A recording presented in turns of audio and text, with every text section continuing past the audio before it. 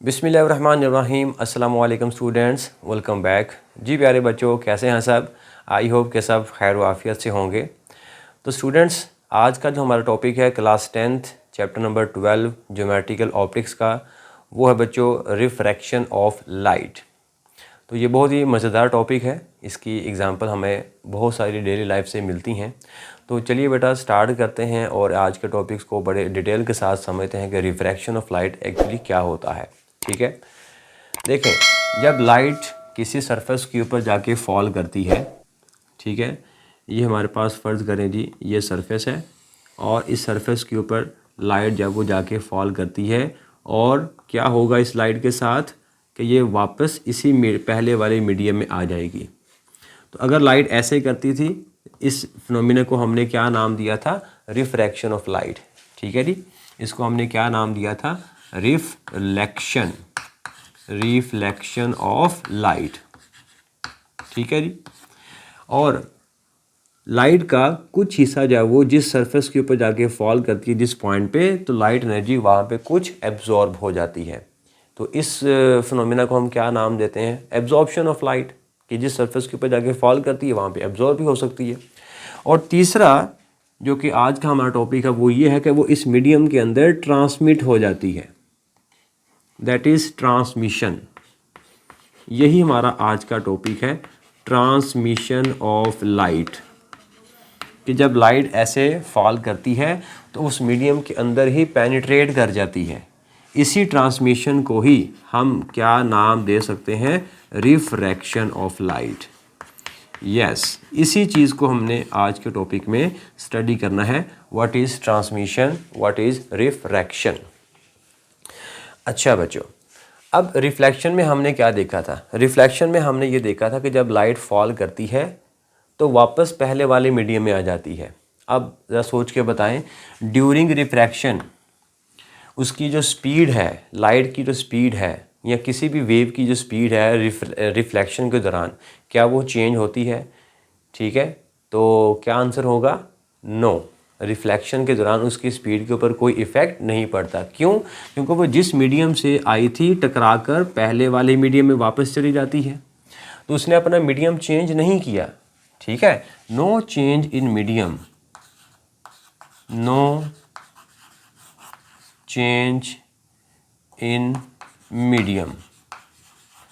तो जब medium change नहीं होता है, so this implies that no change in speed. तो स्पीड के ऊपर भी कोई इफ़ेक्ट नहीं पड़ता है। ठीक है, ये हमने फर्स्ट चैप्टर के अंदर भी स्टडी किया था जब हमने रिपल टैंक को स्टडी किया था। ठीक है, तो जब भी कोई भी वेव अपना मीडियम जब तक चेंज नहीं करेगी और वो एक ही मीडियम में जब तक चलती रहेगी, उसकी स्पीड के ऊपर कोई इफ़ेक्ट नहीं पड़ेगा। उसकी स्पीड के ऊपर कोई इफ़ेक्ट नहीं पड़ेगा जब तक वो एक ही मीडियम में ट्रैवल करती रही है। लेकिन ट्रांसमिशन में अगर आप देख सकते हैं तो ट्रांसमिशन के अंदर अगर ये मीडियम 1 है, अगर ये मीडियम 1 है और ये हमारे पास मीडियम 2 है, तो वो लाइट क्या कर रही है? पहले मीडियम से ट्रैवल करके किस में चली गई है? दूसरे मीडियम में चली गई है। यानी कि उसने अपना मीडियम क्या कर लिया है? चेंज कर लिया है।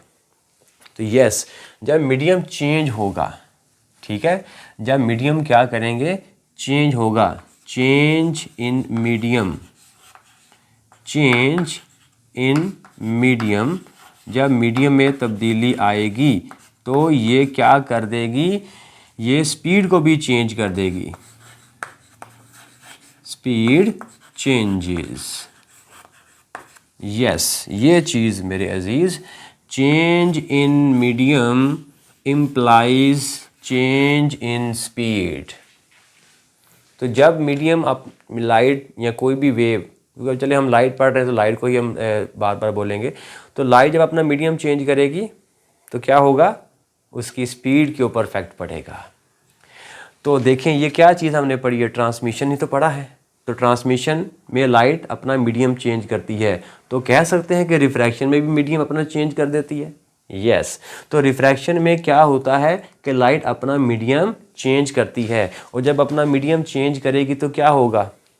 यस, उसकी स्पीड चेंज हो जाएगी। यस, तो यही रिफ्रैक्शन होता है कि जब लाइट अपना मीडियम चेंज करती है तो उसकी स्पीड चेंज होती है, तो इसी स्पीड के चेंज होने को ही हम लाइट का रिफ्रैक्शन कहते हैं। पॉइंट टू बी नोटेड, इस चीज़ को ध्यान में रखिएगा। Refraction is what? Refraction means the change in the speed of light, not bending. Bending नहीं होता रिफ्रैक्शन, रिफ्रैक्शन में बेंडिंग नहीं होता है। तो सर फिर बेंडिंग तो हमने पढ़ा हुआ है बुक्स के अंदर, जब बेंडिंग लिखा हुआ है कि bending of light from one medium to another medium is called refraction of light. तो अभी हम उसको भी डिस्कस करेंगे कि बेंडिंग से क्या मुराद है, या बेंडिंग वो क्यों होता है, ऐसा कैसे होता है। लेकिन ये बात पहले अपने माइंड में रखें, ये बात पहले हज़म करें कि जब भी चेंज इन मीडियम होगा तो क्या होगा? स्पीड चेंज होगी। तो रिफ्रैक्शन में क्या होता है? रिफ्रैक्शन के अंदर लाइट अपना मीडियम ही तो चेंज करती है। तो अगर वो अपना मीडियम चेंज करेगी तो इसका मतलब वो क्या होगा? स्पीड चेंज हो जाएगी। क्लियर हो गया? अब ये स्पीड चेंज क्यों होती है? क्योंकि ये मीडियम की प्रॉपर्टी होती है। क्योंकि लाइट जब वो इलेक्ट्रोमैग्नेटिक वेव है, तो कुछ मीडियम जब वो इलेक्ट्रिक फील्ड को या मैग्नेटिक फील्ड को कितना अलाउ करते हैं, ये उनकी प्रॉपर्टी पर डिपेंड करते हैं। ठीक है, क्योंकि लाइट जब वो इलेक्ट्रोमैग्नेटिक वेव है, तो वो जो मीडियम है वो इलेक्ट्रिक फील्ड को कितना अलाउ करता है, मैग्नेटिक फील्ड को कितना अलाउ करता है, ये उसके बिहाफ पे वो मीडियम जब वो लाइट की स्पीड को चेंज कर देता है। इस वजह से जो लाइट की जो स्पीड है वो चेंज हो जाती है। क्लियर हो गया? अच्छा, तो लाइट जब वो अपनी स्पीड चेंज करती है, इसी को हम नाम देते हैं क्या? Refraction of light. अच्छा, अब जब रिफ्रैक्शन हमने पढ़ना है तो रिफ्रैक्शन में हमने जो मीडियम कंसिडर करना है वो भी आपको पहले पता होना चाहिए। क्योंकि कुछ मीडियम क्या करते हैं? लाइट को ट्रैवल नहीं होने देते हैं, लाइट को गुजरने नहीं देते हैं, जैसे कि स्टील है, लकड़ी है, ठीक है, कोई और मटेरियल है हमारे पास, ओपेक मटेरियल है, तो वो क्या करते हैं? वो लाइट को पास नहीं होने देते हैं। तो लाइट को अगर वो पास नहीं होने देंगे तो वो रिफ्रैक्शन का फिनोमेना भी नहीं होने देंगे। तो रिफ्रैक्शन का फिनोमेना के लिए हमें मीडियम कैसा चाहिए होगा? हमें मीडियम ऐसा चाहिए होगा जो लाइट को पास होने देगा। तो वो मीडियम जो लाइट को पास होने देते हैं उनको हम बोलते हैं बेटा ट्रांसपेरेंट मीडियम। क्या नाम देते हैं उन मीडियम को? उन मीडियम को हम नाम देते हैं ट्रांसपेरेंट।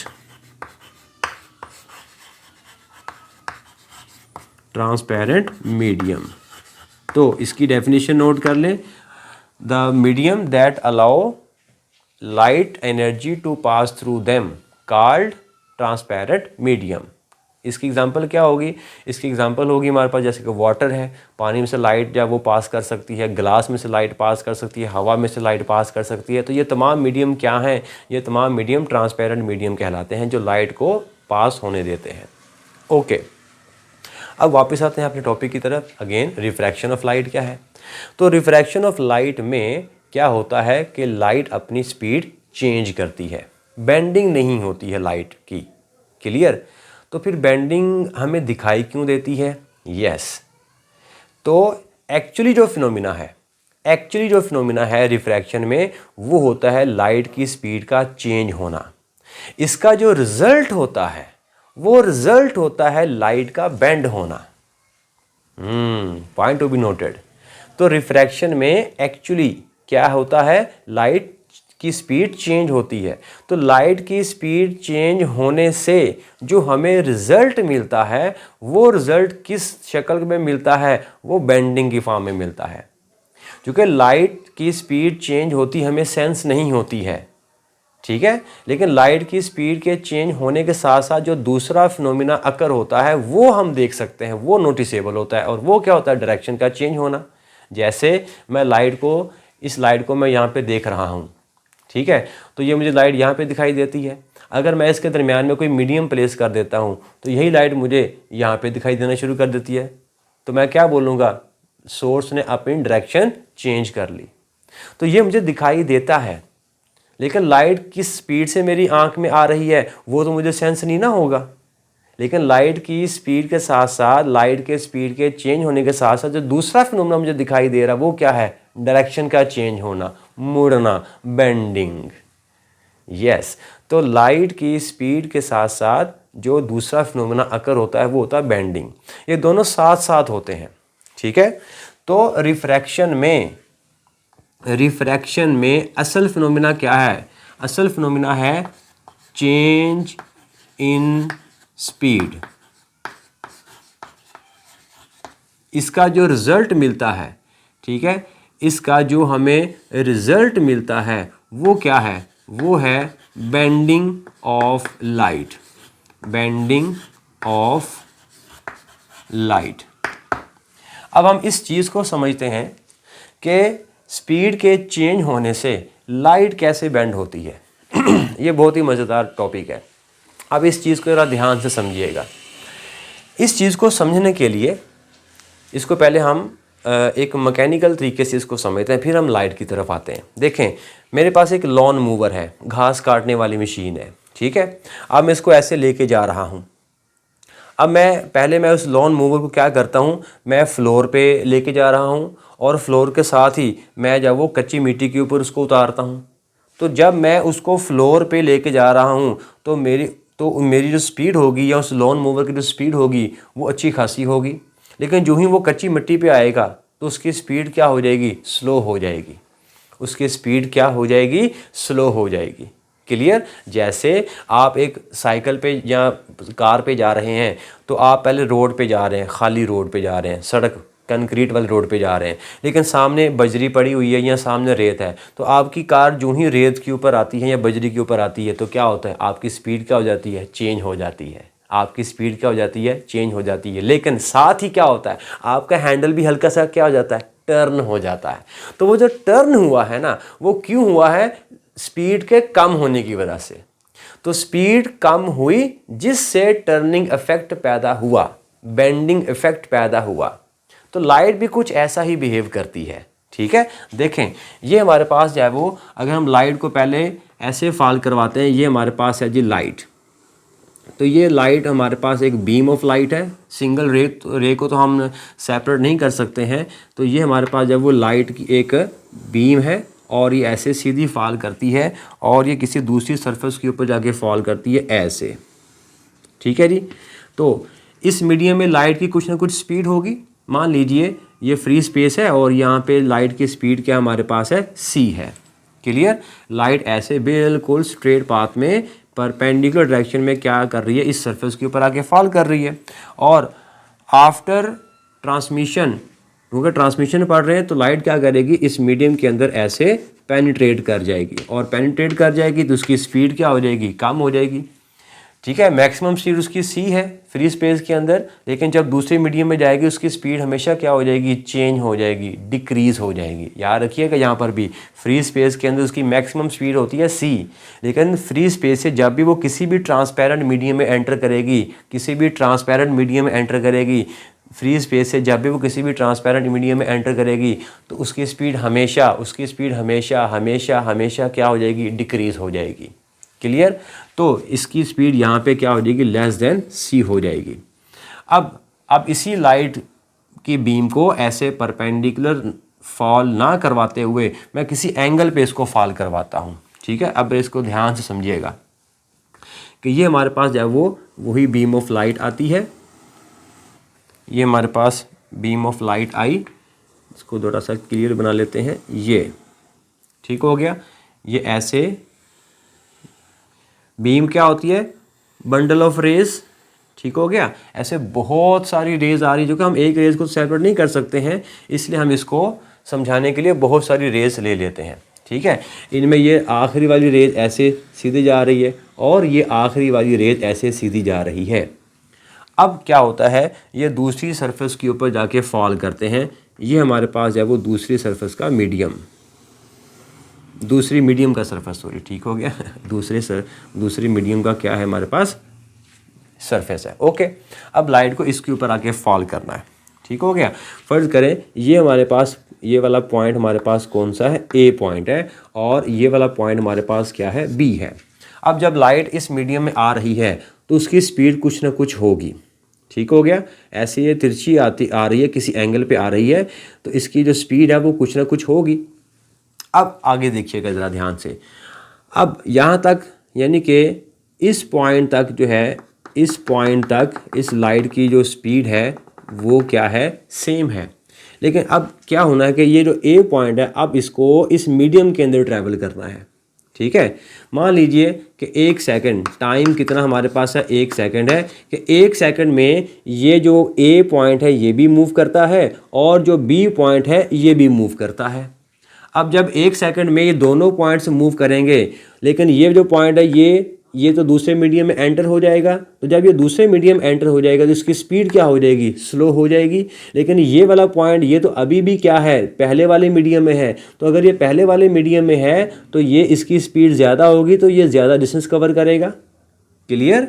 फिर से ये पॉइंट यहाँ पर पहुँच चुका है, ये वाला बी पॉइंट यहाँ पर पहुँच चुका है, लेकिन अब ए पॉइंट को आगे फर्दर मूव करना है और बी को भी आगे फर्दर मूव करना है, से कि 1 सेकंड के लिए इन दोनों को मूव करना है। तो 1 सेकंड में ये ऑब्जेक्ट कितना आगे मूव करेगा, बहुत थोड़ा डिस्टेंस कवर करेगा। क्यों? ये दूसरे मीडियम में एंटर हो गया है और दूसरे मीडियम में एंटर होने से इसकी स्पीड के ऊपर क्या पड़ेगा, इफेक्ट पड़ेगा। इसकी स्पीड क्या हो जाएगी, चेंज हो जाएगी, डिक्रीज़ हो जाएगी। तो जब इसकी स्पीड डिक्रीज़ हो जाएगी तो 1 सेकंड में ये कितना डिस्टेंस कवर करेगा, ये थोड़ा सा डिस्टेंस कवर करेगा। फ़र्ज़ करिए यहाँ पर इतना डिस्टेंस कवर करता है, ध्यान से इसको देखिएगा, ये 1 सेकंड में इतना डिस्टेंस कवर करता है यहाँ तक। लेकिन ये 1 सेकंड में कितना डिस्टेंस कवर करेगा, ये तो अभी भी फ्री वाले मीडियम में है, ये दूसरा मीडियम है, ये अभी भी पहले वाले मीडियम में है, तो इसकी स्पीड क्या हो जाएगी, इसकी स्पीड अभी भी वैसी रहेगी, कैसी, फास्ट रहेगी। तो ये ऐसे फास्ट मूव करेगा, 1 सेकंड में इतना डिस्टेंस कवर करेगा। क्लियर? तो इसने 1 सेकंड में इतना डिस्टेंस कवर किया, इसने 1 सेकंड में इतना डिस्टेंस कवर किया। अब पॉइंट ए यहाँ पर आ गया है इस मीडियम के अंदर और ये पॉइंट यहाँ पर आ गया है बी। ठीक हो गया? अब इन दोनों का फेज क्या होगा, तो इन दोनों का फेज होगा ऐसे, ए ऐसे। ठीक है, इधर फेज कैसा था, इधर फेज अगर हम बनाएं तो फेज यानी कि वेव फ्रंट बना देते हैं। वेव फ्रंट, ये यहाँ पर वेव फ्रंट है, यानी कि ये वाला पॉइंट ए और बी, और इस पॉइंट पे कुछ टाइम के बाद ये वेव फ्रंट यहाँ पर आ गया। ठीक है, ये वाला पॉइंट ए और ये वाला बी, फिर कुछ टाइम के बाद ये वेव फ्रंट किधर आ गया, इधर आ गया। ये हमारे पास पॉइंट ए और ये पॉइंट बी, और फिर कुछ टाइम के बाद ये वाला वेव फ्रंट यहाँ पर पहुँचा, ये वाला वेव फ्रंट यहाँ पर पहुँचा, तो ये हमारे पास ए और ये बी, तो ये वेव फ्रंट ऐसे बनेगा। क्लियर हो गया? तो ये पहली डायरेक्शन है पहले मीडियम के अंदर। लेकिन दूसरे मीडियम में जो ही वो एंटर हुआ तो आपने देखा कि ये वाला पॉइंट कम डिस्टेंस कवर करता है, ये वाला पॉइंट ज़्यादा डिस्टेंस कवर करता है। तो अब अगर हम इनका वेव फ्रंट बनाएं, इनका फेज़ बनाएं, तो वो वेव फ्रंट कैसा बनेगा, ऐसा बनेगा। ठीक है, ए और बी बिल्कुल एक स्ट्रेट लाइन से मिलेंगे। अब ये दोनों ए और बी दूसरे मीडियम में एंटर हो गए। अब जब दूसरे मीडियम में एंटर हो गए तो अब इन दोनों की अगेन स्पीड कैसी हो जाएगी, सेम हो जाएगी। जब तक वो पहले वाले मीडियम में थे तो वो सेम स्पीड से सेम टाइम पे यहाँ पर पहुँचे, उतने टाइम पे दोनों यहाँ पर पहुँचे, उतने टाइम पे दोनों यहाँ पर पहुँचे। तो इस पहले वाले मीडियम में स्पीड कैसी थी, यहाँ तक सेम थी। लेकिन जो ही ये वाला बॉर्डर आया दूसरे मीडियम का, तो अब इस ए पॉइंट को दूसरे मीडियम में एंटर होना है, लेकिन बी पॉइंट अभी भी पहले वाले मीडियम में है। तो ए पॉइंट चूँकि दूसरे मीडियम में एंटर हो चुका है तो इसकी स्पीड क्या हो जाएगी, स्लो हो जाएगी, तो ये कम डिस्टेंस कवर करेगा। और बी पॉइंट चूँकि अभी भी पहले वाले मीडियम में है तो ये अभी भी फास्ट मूव करेगा और यहाँ पर पहुँच जाएगा उतने ही टाइम में। दोनों के टाइम कैसा था, दोनों के लिए टाइम कैसा था, सेम था। तो 1 सेकंड में ये यहाँ से यहाँ तक पहुँचा, जो कि दूसरे मीडियम में एंटर हो चुका था, उसकी स्पीड कम हो चुकी थी, और ये 1 सेकंड में यहाँ से यहाँ तक पहुँचा है, ये पहले वाले मीडियम में है, इसलिए इसकी अभी भी स्पीड कैसी थी, ज़्यादा थी। तो अब हमने इनका फेज़ बनाया, इनका मतलब वेव फ्रंट बनाया, तो ये हमारे पास वेव फ्रंट ऐसे बनेगा। क्लियर? अब दोनों जो है वो क्या है, दोनों दूसरे मीडियम में एंटर हो गए। जब दोनों सेम मीडियम में एंटर हो गए तो सेम मीडियम में जब कोई वेव रहेगी उसकी स्पीड कैसी रहेगी, सेम रहेगी। तो अब ए और बी चूँकि दूसरे मीडियम में एंटर हो गए हैं तो अब इन दोनों की स्पीड क्या होगी, सेम रहेगी, और ये इसी वेव फ्रंट की सीध में बिल्कुल ऐसे मूव करेंगे। कैसे मूव करेंगे, परपेंडिकुलर डायरेक्शन में मूव करेंगे। जैसे यहाँ पर अगर मैं एक रे को कंसिडर करूँ, तीसरी वाली रे को कंसिडर करूँ, तो ये रे बिल्कुल ऐसे सीधी आ रही है, ऐसे। तो ये रे जब वो हर वेव फ्रंट के साथ कैसा एंगल बना रही है 90 90 90। तो अब दूसरे मीडियम के अंदर भी अब इसी ए बी को कैसा मूव करना है 90 के एंगल से मूव करना है। तो ये रहा 90 का एंगल ऐसे। तो ये हमारे पास बी वाला पॉइंट दूसरे मीडियम में और ये वाला पॉइंट ए पॉइंट दूसरे मीडियम में ऐसे। ठीक है। अब अगर मैं इनका वेव फ्रंट बनाऊं तो इनका वेव फ्रंट देखें ये वाला, ये ऐसे, ये ए और बी आगे मूव कर गए। फिर कुछ टाइम के बाद ये ए और बी आगे मूव कर गए। फिर कुछ टाइम के बाद ये ए और बी आगे मूव कर गए। क्लियर। अगेन एंगल किसके साथ 90 के साथ 90 के साथ 90 के साथ। तो ये हमारे पास वेव ऐसे मूव कर गई दूसरे मीडियम के अंदर। तो अब आपने देखा कि ऐसे वेव आई और जो ही वो सरफेस के ऊपर आके फॉल करती है यहीं पे सब कुछ होता है, यहीं पे सब कुछ होता है। यहीं पे डायरेक्शन चेंज हुई। डायरेक्शन चेंज क्यों हुई? डायरेक्शन का चेंज होना किस चीज़ का रिजल्ट है? आंसर है स्पीड चेंज हुई थी। यस, मैंने शुरू में बताया था ना कि रिफ्रैक्शन में बेसिकली क्या होता है, स्पीड चेंज होती है। उस स्पीड के चेंज होने से रिजल्ट हमें क्या मिलता है? बेंडिंग। तो बेसिकली जब लाइट एक मीडियम में ट्रैवल कर रही थी उसकी स्पीड सेम थी, लेकिन जो ही वो दूसरे मीडियम में एंटर की उसकी स्पीड कम हुई। उस कम स्पीड की वजह से रिजल्ट हमें क्या मिला? बेंडिंग मिली। तो refraction doesn't mean bending of light, refraction means a decrease in speed. और वही डिक्रीज इन स्पीड हमें बताएगी क्या? हमें दिखाएगी क्या? हमें क्या दिखाएगी? बेंडिंग ऑफ लाइट दिखाएगी। Is it clear? So this phenomena is called refraction of light. ठीक हो गया। This phenomena is called what? Refraction of light. इसी को हम कहते हैं बेटा रिफ्रैक्शन ऑफ लाइट। अब आप बुक के अंदर आप देखेंगे तो वहां पे लिखा होगा the bending of light is called refraction. तो हम एक लम्हे के लिए मान सकते हैं, बट मैंने आपको एक्चुअली फिनोमिना बता दिया कि क्या हो रहा है, बेंडिंग क्यों कर होती है। क्लियर? बेंडिंग क्यों होती है? क्योंकि लाइट की स्पीड में कमी आती है, चेंज आता है। उस चेंज ऑफ स्पीड की वजह से लाइट में बेंडिंग आती है। और ये दोनों फिनोमिने साथ साथ होते हैं। ये दोनों फिनोमिनास क्या होंगे? साथ साथ होंगे। लेकिन बेंडिंग सिर्फ एक ही शर्त में होगी, अगर वो लाइट रे किसी एंगल पे आ रही होगी। तो देखें पहली फिगर में मैंने क्या बनाया था? बिल्कुल स्ट्रेट, बिल्कुल स्ट्रेट जब वो बीम ऑफ लाइट आ रही है, लेकिन दूसरे मीडियम के अंदर भी वो क्या है? स्ट्रेट ही रही है। क्या यहाँ पे डायरेक्शन चेंज हुई है? आंसर है नो। यहाँ पे बेंडिंग हुई है? आंसर है नो। तो इसका मतलब यहाँ पे कोई बेंडिंग नहीं हुई है। लेकिन एक चीज अभी भी हुई है, वो क्या है? स्पीड का चेंज होना है। तो अब अगर आप ये कहें कि रिफ्रैक्शन का मतलब होता है बेंडिंग ऑफ लाइट, लेकिन यहाँ पे तो बेंडिंग नहीं हो रही है, तो क्या यहाँ पे रिफ्रैक्शन नहीं हुई है? हाँ, यहाँ पे रिफ्रैक्शन हुई है। कैसे पता चला? स्पीड चेंज हुई है। ठीक है, बेंडिंग को बीच में नहीं लेकर आना, बेंडिंग तो उसका रिजल्ट है। वो हमने देख लिया, अभी डायग्रामिकली देख लिया कि कैसे बेंडिंग होती है। क्लियर हो गया बच्चों यहाँ तक? तो इस तरह जब वो लाइट जब वो बेंड होती है, जब वो एक मीडियम से दूसरे मीडियम में एंटर होती है, लेकिन शर्त क्या है कि वो किसी एंगल पे फॉल करती है, at some angle, then bending possible, otherwise not. तो अभी तक हमने क्या देखा कि जब लाइट जब वो किसी मीडियम में ट्रैवल करती है तो उसकी स्पीड जब वो चेंज हो जाती है और साथ ही उसकी डायरेक्शन जब वो उसकी डायरेक्शन में हमें जब वो चेंज मिलता है। ठीक है, स्पीड के चेंज होने से जो रिज़ल्ट हमें मिलता है वो क्या है? डायरेक्शन में चेंज होता है। इस चीज़ को मैंने आपको पहले भी बताया था कि अगर ये लाइट का सोर्स है और अगर मैंने दरमियान में कोई मीडियम नहीं रखा हुआ है तो ये लाइट का सोर्स मुझे बिल्कुल ऐसे यहाँ पे दिखाई देगा। लेकिन जब मैंने दरमियान में क्या प्लेस कर दिया? मैंने दरमियान में एक मीडियम प्लेस कर दिया। ठीक है, अब मीडियम के प्लेस होने से क्या होगा? जो लाइट मुझे यहाँ पे दिखाई दे रही थी, अब वो मुझे यहाँ पे लाइट दिखाई नहीं देगी। फिर मैंने क्या देखा? मैंने ऐसे ऊपर नीचे मूव करके देखा तो मुझे लाइट है वो यहाँ पे दिखाई देती है। तो मतलब क्या हुआ? लाइट यहाँ दिखने की बजाय मुझे यहाँ पे दिखना शुरू हो जाती है। क्यों? क्योंकि लाइट जब वो एक तो उसने इस मीडियम में आने से स्पीड चेंज हुई है और दूसरा उसने क्या कर दिया, डायरेक्शन चेंज कर दिया। यानी कि स्पीड के चेंज होने से क्या हमें रिजल्ट मिलता है, डायरेक्शन का चेंज होना मिलता है। तो लाइट मुझे यहाँ दिखने की बजाय यहाँ पे दिखना शुरू हो जाती है।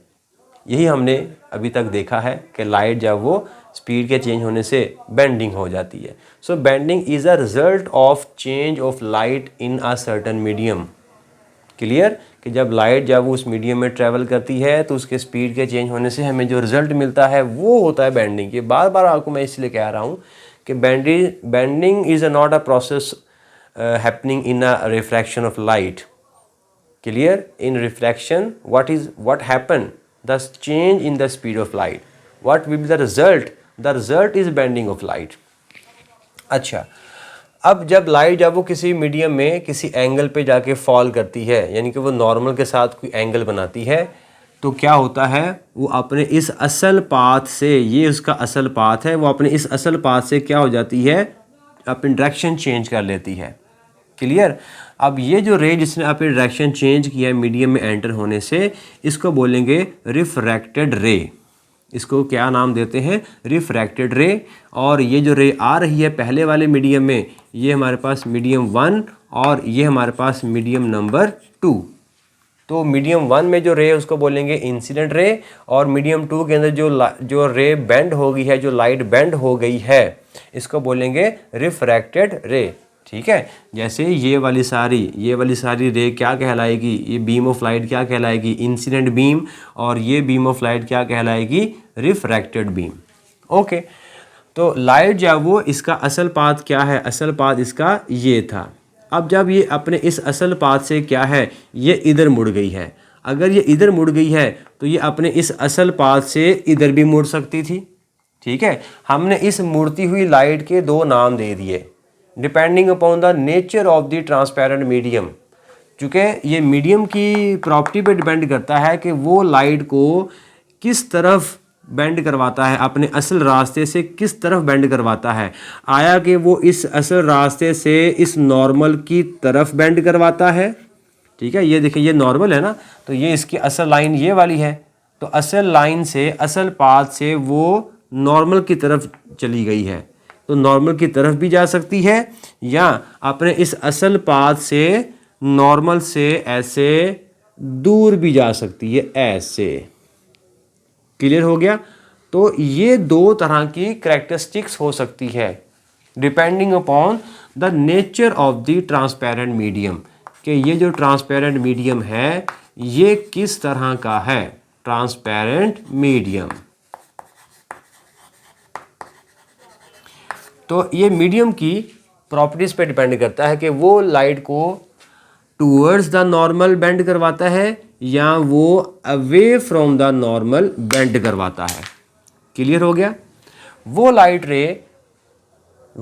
रे जो अपना नॉर्मल की तरफ झुकती है, ठीक है, वो मीडियम की वजह से है, और वो जो नॉर्मल से अवे जाती है वो भी मीडियम की वजह से है। तो हमने मीडियम के दो नाम दे दिए। मीडियम की हमने करेक्टराइज कर दिया, इसको कैटेगराइज कर दिया दो हिस्सों में।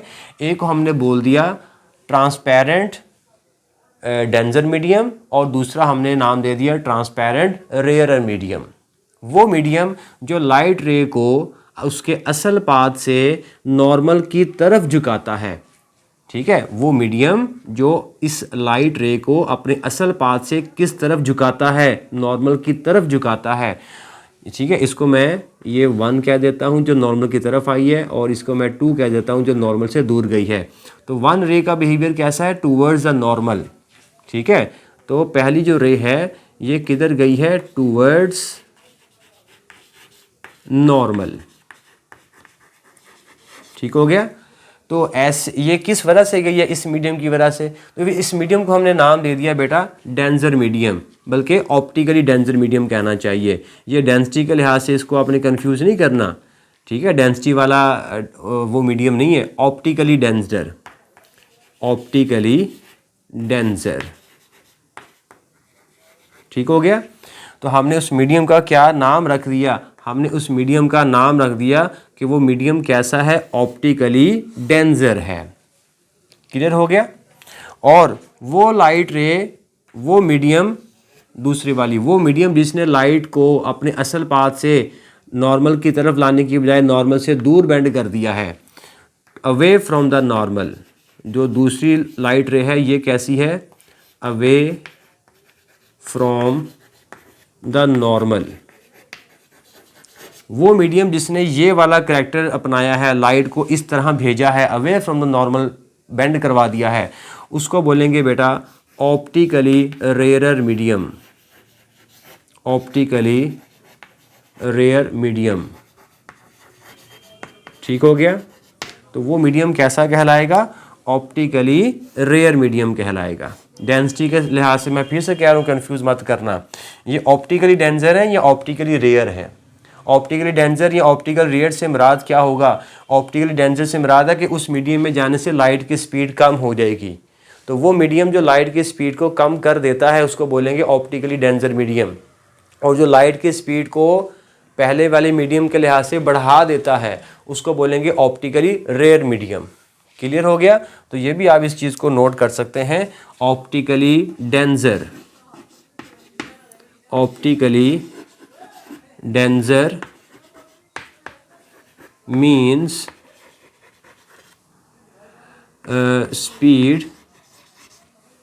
speed of light will decrease, ठीक हो गया, as compare to the previous one.